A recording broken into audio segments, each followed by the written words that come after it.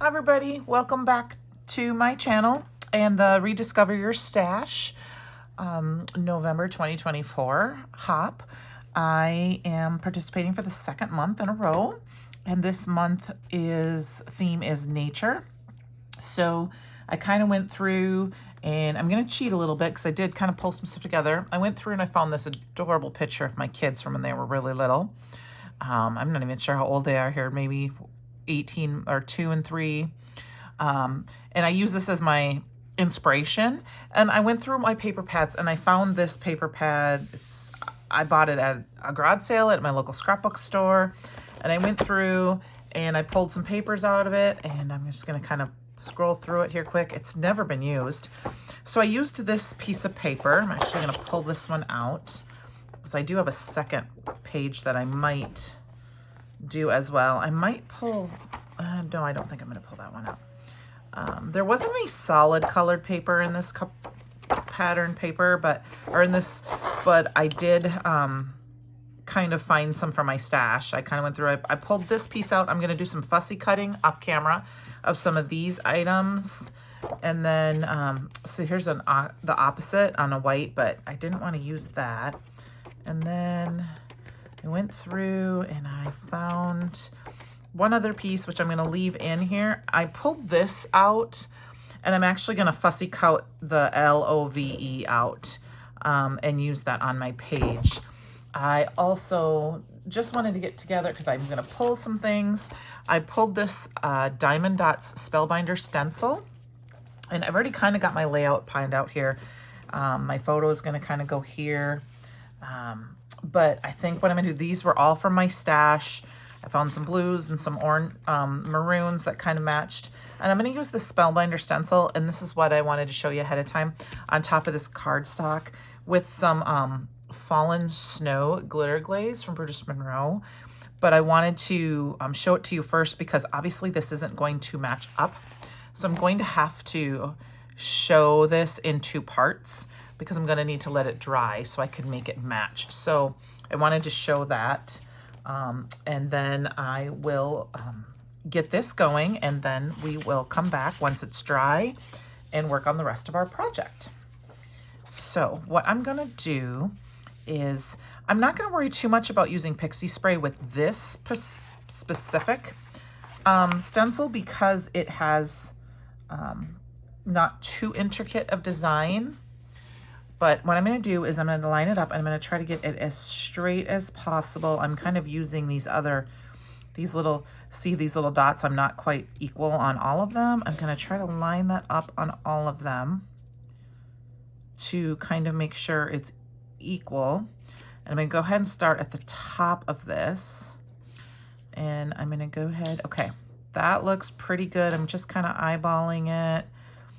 You know how each one kind of looks. Now it looks like I might have gone a little too far down here. That looks good. And then I'm just going to use some pixie tape to hold it in place in a couple different spots. And then, like I said, I'm going to go ahead and stencil this out, and then I will put it aside to dry, and then I will line this pattern up. I'll probably skip part of this bottom here. I'm gonna go ahead and just grab some Post-it note tape and kind of put it down here in the bottom like this to kind of cover up a little bit. I know I'm off camera a little bit. I will raise my camera up just a hair so you can see what I'm doing here. There we go. And then I'm gonna kind of turn it sideways. So this is just to protect this bottom piece. So this will take a little while to dry, at least a half an hour for sure, if not an hour. But I'm just going to do a very thin coat. I'm just using my silicone spatula. And I just thought it would give some fun sparkle. So each month, this is only my second month participating in this, is to rediscover your stash and to get a prompt and go through and use what we already have. And I've just recently started scrapbooking again, so it's been really fun for me.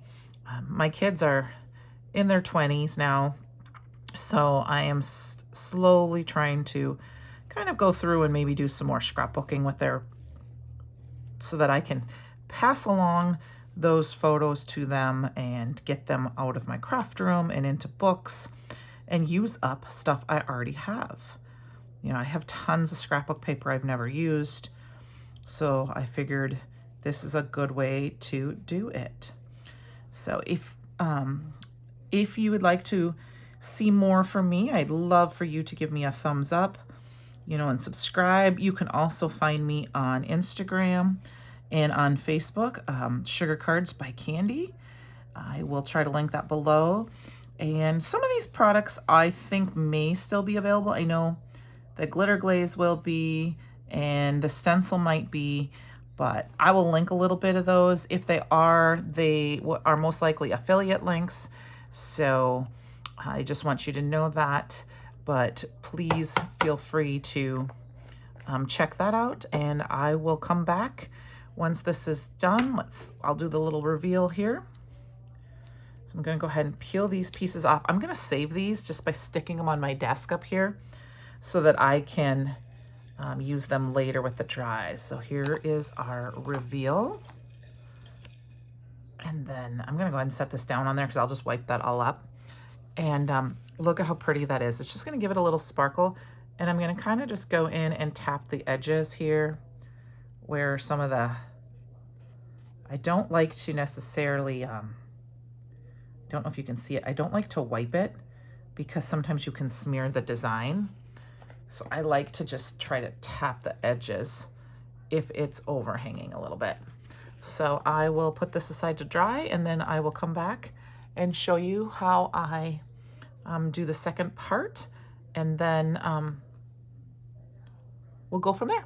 We'll see you in a little bit. Bye. Hi, I'm back with the dry panel. I wanted to show you, look at all this fun shimmery. So I did get a little closer because I'm getting everything ready for tomorrow, but I thought maybe I'd show you how I'm going to do this.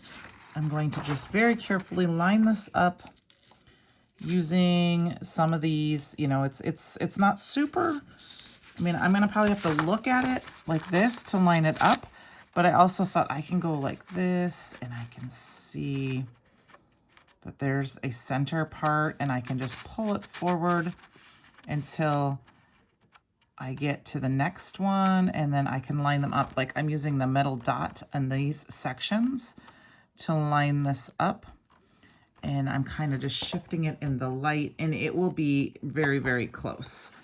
And I'm gonna just shift it just a hair, just kind of look at it. Like I said, I'm eyeballing it. I'm not gonna worry about it if it's not perfect. I'm gonna do it as close as I can. I'm going to grab this out, my little stuff out here, grab a little bit of the spray out here, and I'm just going to kind of spread it on and hope that it's close enough. Like I said, I don't have a plan if it doesn't, but we're going to try it. And I'm just kind of going over it again. If you know, there's just that little spot there. We're just adding a little bit of shimmer to the front of this. And let's check it out and see how I did. Ready? I'm going to pull it down a little bit so you get the whole thing. 1, 2, 3. And I actually lined it up really, really well. So I'm going to put that to the side. You can kind of see it's where it's wet. It looks really good. So I'm just going to kind of tap these edges like I told you before. So like there's a spot right here. I don't know if you can see that. I'm just gonna tap it. I used to like run my fingers over it, but I think a couple times I smeared it. So now I'm just gonna put this aside to dry, and I will, when it's dry, I'll come back and we'll start putting everything together. All right, bye. While I'm waiting for my background to dry, I wanted to show you, I got a bunch of the letters cut out and some of the flowers. But one thing I wanted to show you is something I like to do. I don't know, I'm just gonna kind of show you. This is a white core cardstock or a white backed cardstock. So you can see that white line. So I just went into my Copic markers And I found a color that's very similar to the background, or this is similar to the green color I think the background's kind of a bluey color. And I'm just going to go around those edges with the brush side of this. And that is going to make it just a little bit nicer. I don't like to touch the marker to it too much because sometimes it can bleed. So I try to do it fairly quickly and barely touch it on there, and then go back if I have to, kind of turning it back and forth like this so I can see the different edges. So that way I cover up all that white edge and it looks just a little bit different, and it just kind of gives it that finished look. And if I did any kind of weird coloring, you know, it kind of, or cutting, it kind of covers that up. So here, I don't know if you can see this on the background. Here is that one. And here is one that has the white edges. You can kind of see, like right here, you can see the white edges where this one I colored in. So I'm going to finish those all off camera just because it's not kind of boring to see. And then I started fussing cutting this and realized I did not put it on camera. So what I was trying to say is it's nice to start with a smooth edge if you can, or a straight edge. But one fussy cutting tip I can have for you is make sure you turn the paper. Keep your scissors in the same direction. I mean, you can cut with your scissors, but you don't want to move your scissors. You want to move your paper, per se. It might look like my scissors are moving, but I'm not turning my wrist or my hand. I'm turning this hand. I'm keeping this one straight. So I won't show you the whole thing just because I know it can get, you know, a little long watching all that. But I just kind of cut it. I try to cut my pieces like this was I try to cut anything I need to fussy cut down into a little bit more manageable shapes to hold, or pieces to hold. This was that big 12 by 12 piece of paper that was the wreath. And I just cut out all the pieces I had. And one reason I'm keeping this as one big clump is because like right here, there's some greenery that I did not want to fussy cut around. So I'm just kind of cutting up as close, leaving it just there a little bit. If it's very noticeable, I'll probably cover that side up a little bit. But otherwise, I don't worry about it too much. You know, you can always cover it with an embellishment or tuck it under or something like that. So on that is how I fussy cut. I don't like to fussy cut, but I found that the more you do it, the easier and the better you get at it. I will say I think I'm better when I have the dark, or if I cut like on the lines versus if I cut and leave like a white order. And I say that because I can cover up all those edges with a marker, which makes it look a little cleaner. Where if I have to cut something that's on white or a light colored cardstock, I can't always cover those up. And so I feel like they look rougher in my own opinion, but you know, it's homemade and I worked hard on it, and I'm the only one who really probably notices all that. And if somebody else is going to notice that, then they don't appreciate what we do or what we did. And it doesn't matter what they think. Their opinion doesn't matter what they think about something like that. So like I said, just this flower, I'm just kind of going around and cutting the edges. And then I'm almost done, so I'm just going to keep going. And then I'm going to go ahead and use my marker to color in all the edges. And then I will finish up off camera. All right. So there we go. Sometimes I kind of take a peek and look and see if there's some spots that I maybe didn't get in too close. Like there's a little bit in here that could be cut out. I'm not going to go ahead and do that. I'm happy with how this turned out, so I'm going to leave it as is. I will be back. Hi, welcome back. It's the next day and everything is dry, so we're going to go ahead and put our layout together. So here is my layout, and as you can see, here's my paper, and as you can see, you pretty much can't tell where I had to add on that stencil, you know, to continue the pattern. So we're going to go ahead and start laying this down. So I am using I'm going to push this off to the side a little bit. I'm going to use my ATG glue tape for this. is because I don't use a lot of wet glue in my craft room. Well, I'm not in my craft room, in my scrapbook layouts, just because, you know, drawing time and things like that. So I like to use my tape runner. So I'm going to go ahead and I have a little bit extra tape on this side. Just going to kind of press it over a little bit, or I can rub it off with my finger. And the reason I say that is because the one side of this, I'm just going to eyeball it. My one side of my cutter, or my paper cutter must need a new blade, so it's a little frayed on the one side. So I'm just going to line that up along the one side. And I'm just rubbing off the extra tape runner so it's not super sticky. That's one thing I like about tape runner. And then we're going to flip this. I haven't decided. I got a little bit of a mess up right here, so I think this is for my glitter glue. You know, I must have squished it a little bit too much, so I'm going to put that on this side. Now, I had already cut my pink paper down before I decided I wanted a little bit more pink on this side. So I think what I'm going to do for this one is we're going to put the tape runner on the back of this one. And we're going to peek it out. Let's peek it out a little bit here. And so it's going to be hidden, so you're not going to see that much of it. I just have to decide about how much I'm going to see. I guess it really doesn't matter. It's more about the color. And I'm trying to keep it straight if I can. I'm horrible with straight lines. That looks good enough to me because it's going to be covered up a little bit. And then this piece is going to go here. So I've really enjoyed joining this challenge. You know, like I said, I've been a scrapbooker for many, many years. I just haven't scrapbooked in a long time. And I've done a layout here or there. My kids have been out of school now for 8 years, 9 years now. So I haven't done a ton of scrapbooking. And I love it. And so like I said, I'm really glad to be getting back into it, looking at my kids' adorable faces and just adding more to their books. I'm just kind of eyeballing what I want to do here with this stuff. I have this ready to pop up. So we're going to go ahead and,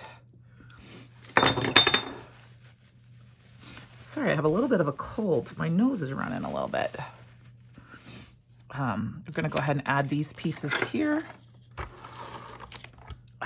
I'm not a big acid-free only type of person. I know I don't know if that's still a thing, but I know when I first started scrapbooking, everyone's like, everything has to be acid-free in your scrapbooks.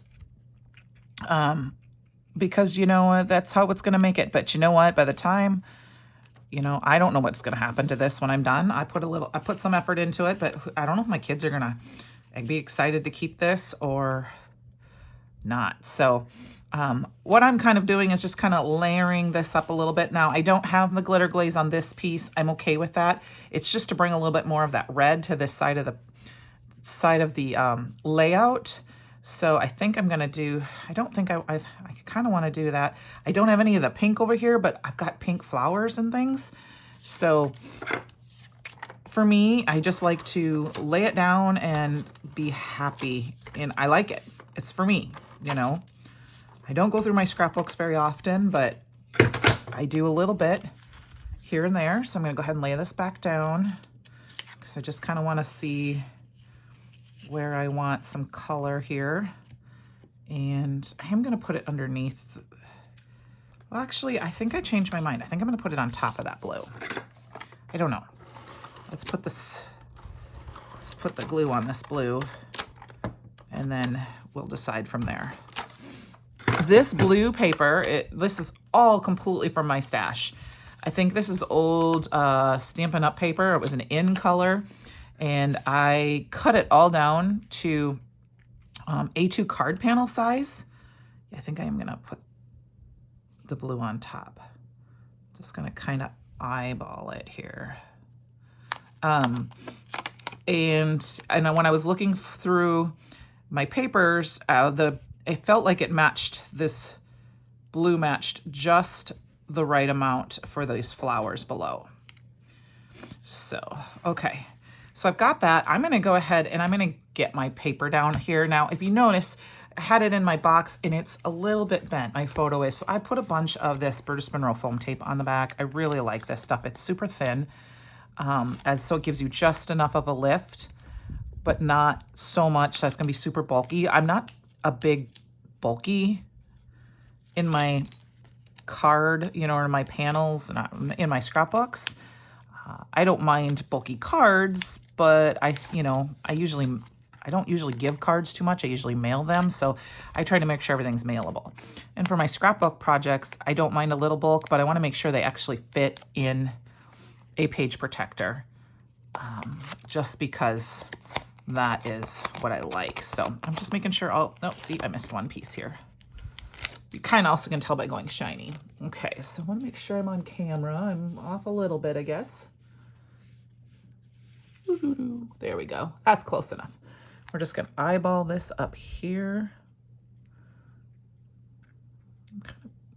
I'm trying to save room because I'm going to put those letters on here.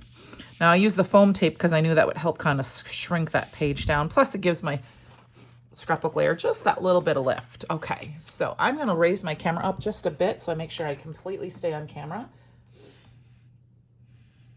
for my layout, because I know the last time I did this I was off a little bit, so I want to fix that here quick. All right, now like I said, I had all these, I showed you before, I had all these pre-cut or fussy cut out images from my stash, or from the paper pad. And I have this LOVE, which I think is just fun because these are my loves. And I know with having straight lines, I could pop these up too, but I think I'm just going to glue these down. But I'm going to be as careful as I can to try to make them kind of straight, you know, or eyeball it enough that they're straight. And I'm going to go ahead and I'm going to start with the V and the O because they are the center. And then I can, you know, once I get them in place, I'm just going to kind of lightly set them here so that they're not really stuck down in case I need to move them over. And then once I get those two in place, I can put the L and the E in because they'll be all kind of a, you know, space. All right. To me, that looks pretty good. I'm going to go ahead and commit to it and stick those down. And I have always been it takes me a long time to scrapbook. And I mean that as in I kind of take my time. And so I notice it takes me a lot longer to do scrapbooks than it should. So this has been a good thing to kind of just make myself do it and not second guess myself. And I don't know about you guys, but my scrapbooking style has changed over the years. You know, I started with that one home party that I think there might still be in business, but you know, you put everything directly on the page and you know, and this and that. And then about halfway through my actual scrapbooking, before I started really card making, I changed over to more of the pocket protector page with another company. I think they just recently stopped. And that made a big difference because now I have focused on only using one layout or one photo and things like that. So now I have all of these pieces cut here for these different flowers, and I'm not 1,000% sure where I'm going to put them all. I'm thinking I might put one up here on this photo, and then I'm just going to kind of scatter them along the page just to make a fun kind of, you know, layout here. I'm thinking maybe I'll put one here. I don't know if I'm going to use them all. I do have several of these flowers that are cut out. I think I might do a couple of them here, down here. I feel like you have to do 3 though, if I'm gonna do 3, right? So maybe I'll put See, I don't, this is the hard part for me. But I don't know if I like that. That might work like that. And then I have some of these others. And then another thing I actually did, I don't know if I'm going to end up using these, I just spilled them everywhere, is I cut out a bunch of spell nut binders, flowers. I've got the mini blooms and sprigs. I've got these two. I've got the petite floral potpourri. I cut out the stem from that one. And then the, what is this one? The Be Bold. I cut out this one and I think, oh, and then I also from this one cut out these, but I'm not sure I'm going to use all of them. I just spilled them all over, but I'm thinking I do, just to add some extra texture and this and that. I use that blue to cut some of the leaves out. And I'm thinking I'm just going to kind of play and put some of these florals down. I hadn't really made a decision yet. I said, I'm not sure I want to use this big flower right there because I feel like it covers up too much of the L. But I got a couple of these little ones here. Like I said, I just haven't really made up my mind yet. I could also layer some of them. Like this one actually could almost be layered up on top of that and popped up. But I'm just going to kind of play a little bit. I'm thinking I need to add maybe a couple here. And then I've got these, like I said, these other sprigs and flowers. So I'm just going to kind of add them in here and there.